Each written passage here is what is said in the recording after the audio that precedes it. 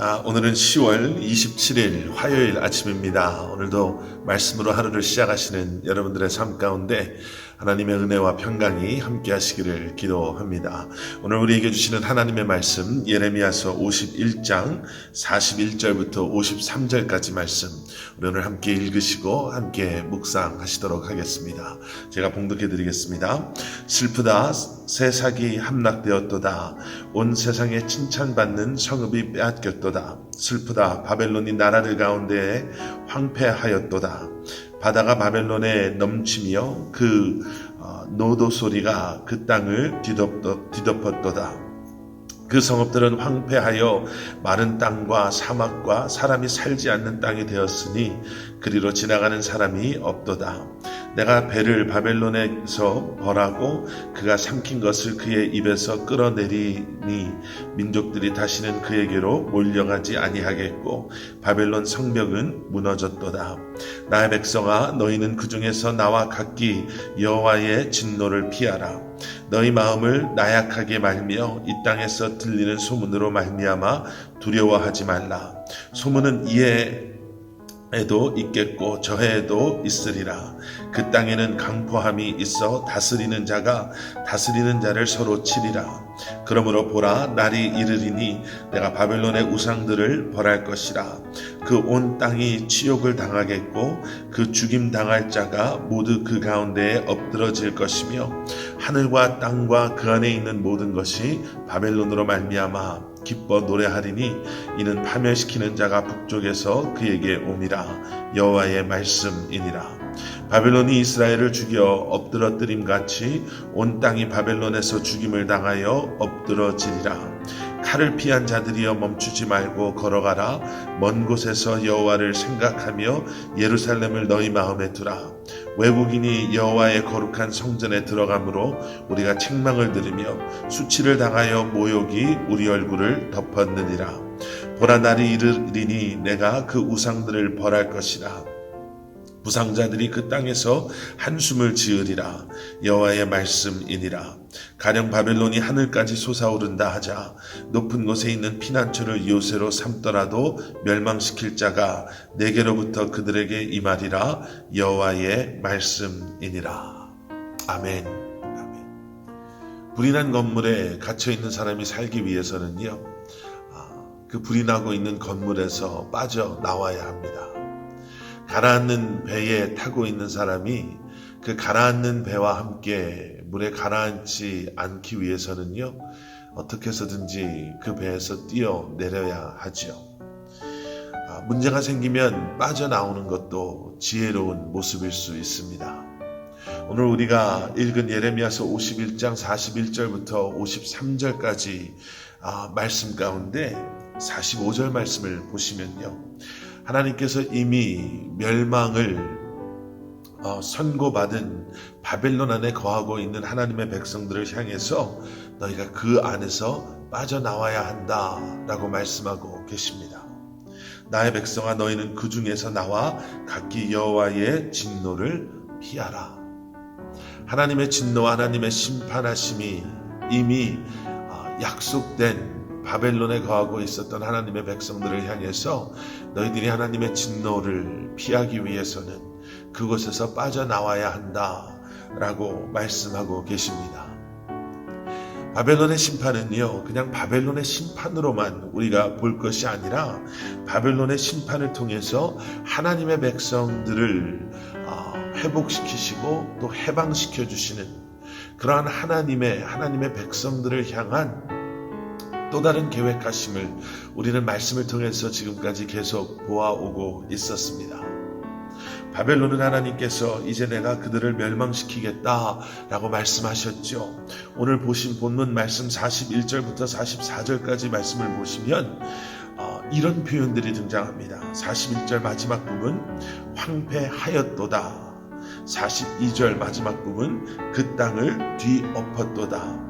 44절 마지막 부분 바벨론 성벽은 무너졌도다. 이런 표현들이 다 이미 완성된 그러한 모습을 말하고 있는 것처럼 앞으로 일어날 일들을 이렇게 될 것이다 라고 말씀하시는 것이 아니라 이미 이렇게 되었다 라고 말씀하고 계시죠. 황폐하였다, 뒤엎었다, 성벽은 무너졌다. 자, 이것은 무엇을 의미하고 있습니까? 바벨론의 멸망을 예언하시고 그리고 그 예언 후 70년 후에 이 예언의 말씀이 이루어지잖아요. 그런데 이미 하나님께서는 이러한 일들이 반드시 바벨론의 심판이 멸망이 반드시 이루어질 것을 그리고 확실하게 이루실 것을 다시 한번 강조하면서 이미 이것이 이루어진 것처럼 이렇게 말씀하고 계시는 겁니다. 이러한 바벨론의 멸망 가운데 포로로 잡혀왔던 하나님의 백성들이 있었죠. 그리고 아까 보신 말씀처럼 하나님께서는 그들에게 떠나야 한다, 그것에 머물러 있어서는 안 된다 라고 말씀하십니다. 그리고 50절 말씀을 보면 칼을 피한 자들이여 멈추지 말고 이제는 걸어가라. 먼 곳에서 여호와를 생각하며 예루살렘을 너희 마음에 두라. 하나님의 진노를 피한 너희들, 지금까지 살아남은 그 하나님의 백성들을 향해서 이제 그곳을 떠나며 여호와를 끝까지 생각하고 예루살렘을 마음에 품고 하나님께서 허락하신 그 해방의 길, 회복의 길, 생명의 길을 끝까지 순종하는 마음으로 나아가라 라고 말씀하시는 거죠. 왜 이렇게 말씀하고 계시나? 여러분 51절과 또 52절, 53절 말씀을 보면 우리는 이런 것들을 볼 수가 있습니다. 70년 동안 바벨론에 머무르면서요, 그곳에 적응하고 또 그것에 정착하고 이스라엘 백성들이 살았습니다.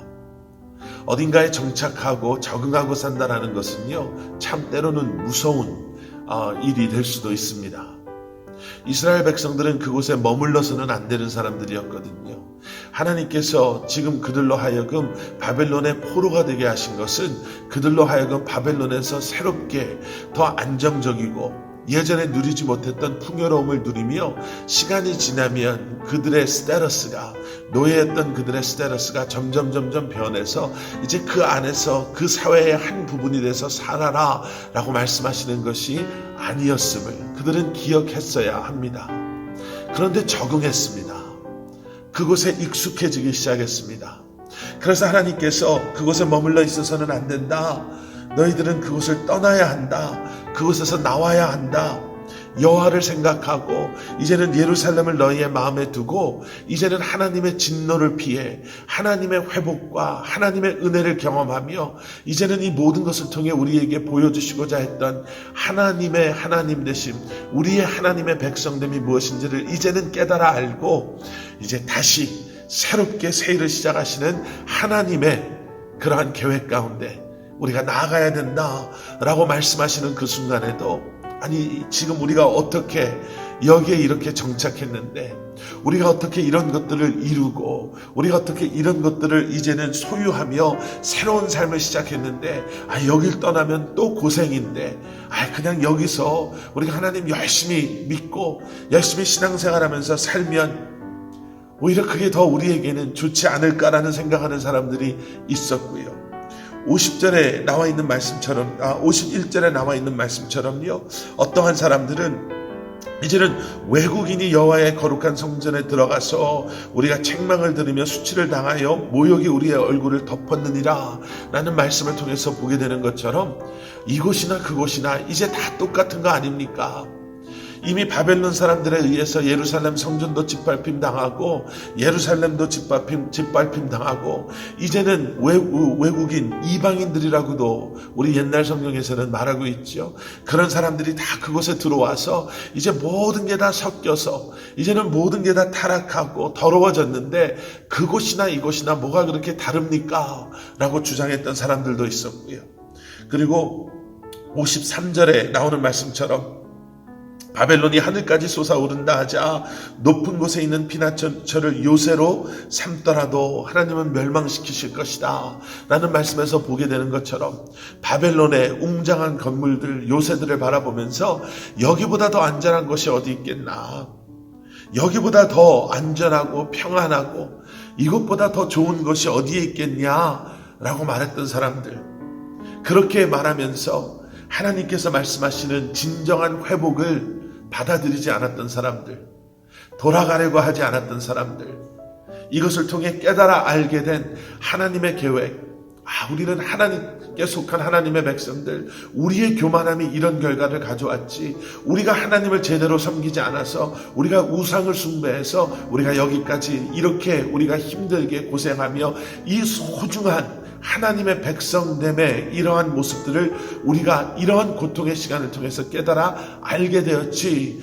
라고 그들이 이제는 영적으로 회개하고 깨달아 알고 진정한 회복을 통해서 하나님의 백성된 모습을 회복하고 하나님께서 허락하시는 그곳을 향해 나아가는 것이 아니라, 이곳에 우리가 이미 정착했는데, 이곳이 더 안전해 보이는데 거기나 여기나 다를 게 뭐가 있어라는 스스로의 그러한 이유들을 가지고 하나님 앞에 순종하지 않으려고 했던 그들을 향해서 하나님께서 말씀하시죠.